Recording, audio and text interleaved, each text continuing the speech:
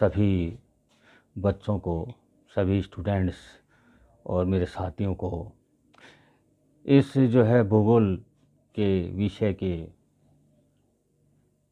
Video में जो शैक्षणिक उद्देश्य बनाया गया है आपके लिए, उसमें बहुत ही आपका स्वागत, आभार।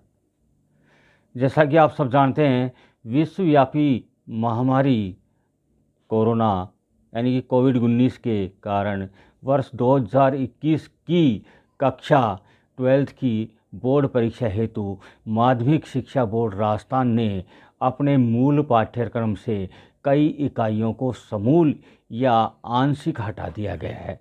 तो सबसे पहले हम सिलेबस के बारे में ही डिस्कस करेंगे, उसके बाद में आगे जाएंगे।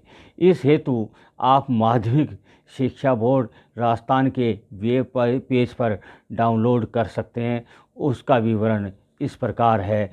इसका एक स्क्रीनशॉट मैं आपको दिखा रहा हूँ, जो आप भी स्क्रीनशॉट ले लें, बहुत ही आपके लिए उपयोगी रहेगा बच्चों। ये जो है अभी ये पाठ्यक्रम आप फाइनल भी मान सकते हैं, अगर मान लीजिए इसके बाद में आगे पेंडेमिक नहीं बढ़े तो। अन्यथा आप ये मान करके चलें कि इसमें और भी चेंजेस हो सकते हैं। लेकिन फ़िलहाल आज हम परीक्षा के लिए पूर्ण तैयार हैं। जैसी गवर्नमेंट की गाइडलाइन है, परीक्षा इसी सिलेबस के अनुसार ली जाएगी। और आप जैसे जैसे चेंजेज हों अपने गुरुजनों से, हमसे, या फिर बोर्ड की जो अधिकृत वेब पेज है उस पर संपर्क करते रहें। परीक्षा 2021 के लिए पाठ्यक्रम में निम्न इकाइयों को संपूर्ण विलोपित कर दिया गया है। ये जो है 5वीं इकाई है, जिसमें विश्व में परिवहन, संचार एवं व्यापार थे, वो अब हटा दिए गए हैं। 9वीं जो इकाई है संसाधन, उसको हटा दिया गया है बच्चों। 10वीं इकाई है कृषि और रासायनिक कृषि, इसको हटा दिया गया है। 12वीं इकाई है विकास व नियोजन को हटा दिया गया है। अब कुल मिलाकर के हमारे पास बहुत ही छोटा सा एक सिलेबस बचा है। लेकिन चूँकि आपके पास समय कम है, इसलिए आप बिल्कुल गहराई से इसके लिए लग जाएं, तैयार रहें। इस हेतु आपको इकाई 1 जो हमारे सिलेबस में है, ये 6 अंक की आएगी, मानव भूगोल का परिचय, जिसमें आपके मानव भूगोल का परिचय भी आ गया। इसके अलावा इकाई 1 में जो है काफ़ी भाग हैं। इसमें विश्व की प्रमुख जनजातियां भी हैं। विश्व की प्रमुख जनजातियों में से कई बार काफ़ी प्रश्न पूछ लिए जाते हैं। एस्किमो, बुशमैन, गौड़, भील जनजातियां। और मानव भूगोल के परिचय में परिभाषा, प्रकृति, विश्व एवं क्षेत्र एवं महत्व, यानी कि अलग अलग वैज्ञानिकों द्वारा, अलग अलग भूगोलवेत्ताओं के द्वारा क्या क्या आपको मानव भूगोल की परिभाषाएं उनके द्वारा प्रदत्त हैं, वो परिभाषाएं आपको ऐसी की ऐसी किताब में जो लिखी हुई है या हम जो आपको बताएंगे वो ऐसे की ऐसे आपको याद करनी है। थोड़ा बहुत चेंज हो सकता है, बाकी परिभाषा उनकी ऐसी की ऐसी होती है, एक तरह से स्टैंडर्ड होता है, उसमें आप चेंज नहीं करें। दूसरी इकाई है विश्व की जनसंख्या, ये आपके 5 अंक की आएगी। जनसंख्या के बारे में आपको पूछा जाएगा 5 अंक का। तत्पश्चात इकाई 3 है, उसमें आएगा विश्व में मानव अधिवास।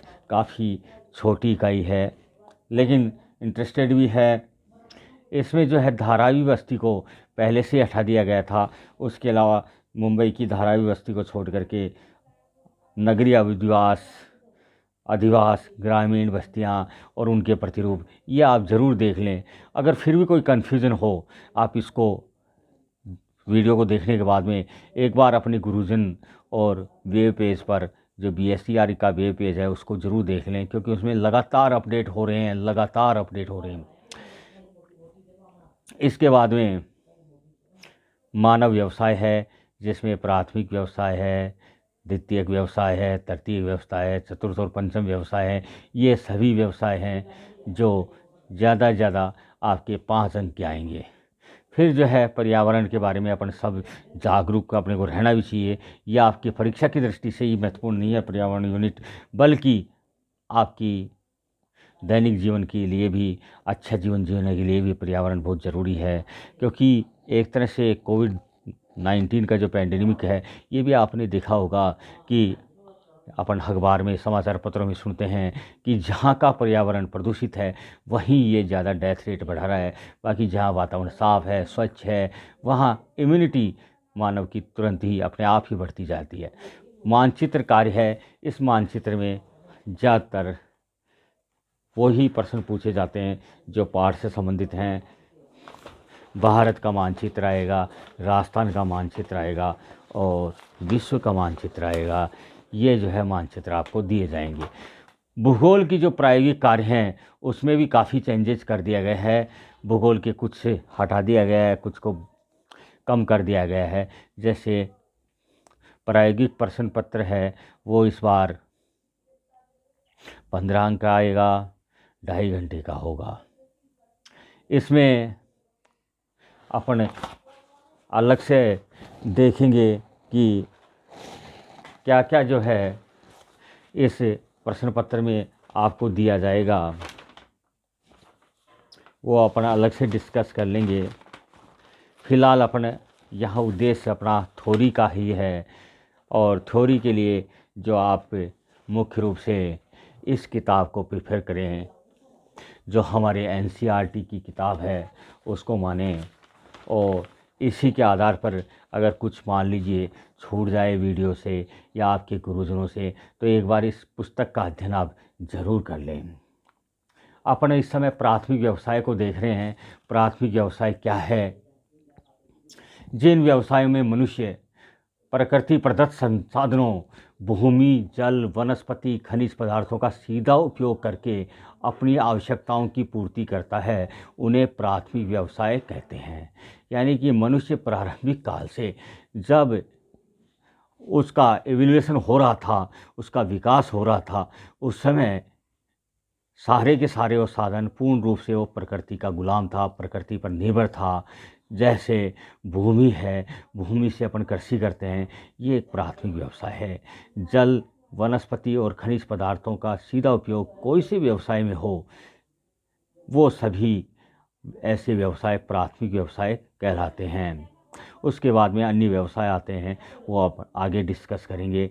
विश्व के जो प्राथमिक व्यवसाय हैं वो यहाँ हम उनको 5 वर्गों में विभाजित कर देते हैं। पहला है आखेट। आखेट के बारे में काफ़ी अपन जानते हैं, सुने हुए भी हैं। कुछ बच्चों के लिए नया शब्द आ सकता है। आखेट का मतलब होता है शिकार। दूसरा है संग्रहण। संग्रहण का और विस्तृत रूप देखें तो इकट्ठा करना, कलेक्ट करना, ये संग्रहण है। मछली पकड़ना तीसरा प्राथमिक व्यवसाय है। चौथा है पशुचारण। पशुचारण और कृषि में अंतर है, देखो इसके बाद में कृषि आ रहा है। पशुचारण में होता है कि पशुओं को चराना, वो किसी भी प्रकार से चरा सकते हैं, चाहे कृषि के द्वारा या अन्य जो है जंगलों में। अभी भी अपने भारत में काफ़ी प्रतिशत जंगल हैं, तो उनमें जगह कुछ धुमंतु जातियां हैं, कुछ कबीले हैं, वो अपने सारे के सारे पशुओं को वहीं चराते हैं। तो ये व्यवसाय पशुचारण कहलाता है और ये जो है आपके प्राथमिक व्यवसाय में ही आता है। अगला है कृषि, लकड़ी काटना। लकड़ी काटने में जो है कई देश आज भी अपनी अर्थव्यवस्था का एक बहुत बड़ा भाग कमाते हैं, जैसे नॉर्वे, डेनमार्क वगैरह हैं। खनन है, यानी खान से कोई भी चीज़ें निकलती हैं, चाहे वो पेट्रोल निकल रहा हो या अन्य मूल्यवान धातु हो, ये सभी प्राथमिक व्यवसाय में आता है। अब हम सबसे पहले पहला प्राथमिक व्यवसाय देखते हैं, आखेट। यह उद्यम विश्व का सबसे प्राचीनतम उद्यम माना जाता है। यानी कि जब मानव आदिकाल में था तब अपना पेट इसी व्यवसाय के द्वारा भरता था। अब जो है इसमें और विस्तार हुआ है। कई विषम जो है जलवायु हैं, जहाँ अन्य चीज़ें नहीं होती, केवल वहाँ के जानवर ही होते हैं। ऐसे स्थानों पर भोजन के लिए, वस्त्र के लिए, ईंधन व मकान के लिए इसी के द्वारा वो निर्भर रहते हैं, इसी के द्वारा वो जुटाए जाते हैं। वर्तमान में इस उद्यम के क्षेत्र हैं पहला क्षेत्र है कनाडा के टुंड्रा और टैगा प्रदेशों में एस्किमो। एस्किमो के बारे में पिछले अध्याय में खूब पढ़ा है आपने। वो जो है अपना सारा का सारा आहार सील मछलियों के शिकार से और जंगली भालू जो समुद्री ध्रुवीय भालू हैं उनसे पूरा करते हैं। चर्बी को जो है सील मछली की चर्बी को ईंधन के रूप में काम कर लेते हैं। ये सभी काम अपने एस्किमो करते हैं। यहाँ तक कि पहनने के लिए भी सैमूर की से बनी हुई खाल को काम में लेते हैं।